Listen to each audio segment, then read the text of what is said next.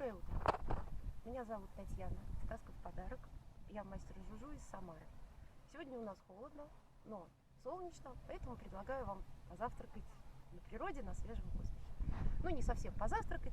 Давайте попьем кофе и познакомимся поближе.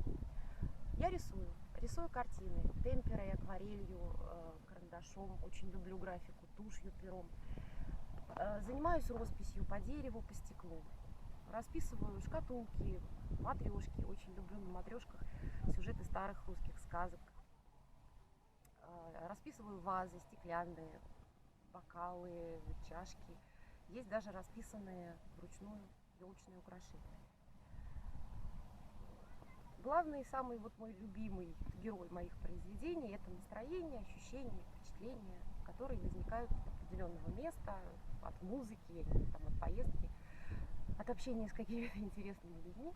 Вот, скажем, посмотрите, вот какой простор, какая красота, вот эта любимая наша река Волга. И вот впечатление вот от этого места, от настроения, когда вот мы первый раз здесь были. Кстати, мы сейчас на Лысой горе.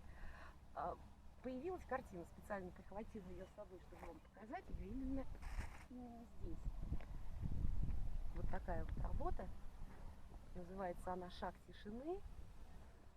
То есть вот пришла идея этого шага тишины именно вот здесь. То есть один из самых главных источников вдохновения. Да, очень часто спрашивают, почему именно сказка в подарок. Вообще, как бы это название было выбрано как временное, но нет ничего более постоянного, чем временное. Закрепила название одна покупательница, которая купила картину и поинтересовалась вообще, как она появилась, откуда вот такая идея. Ну, я ей в подробностях рассказала. Она сказала: Татьяна, ну у вас просто к каждой картине еще и сказка в подарок.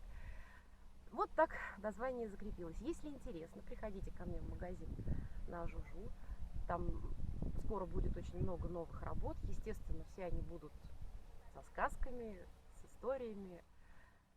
Я очень постараюсь, чтобы было и весело, и интересно, и полезно.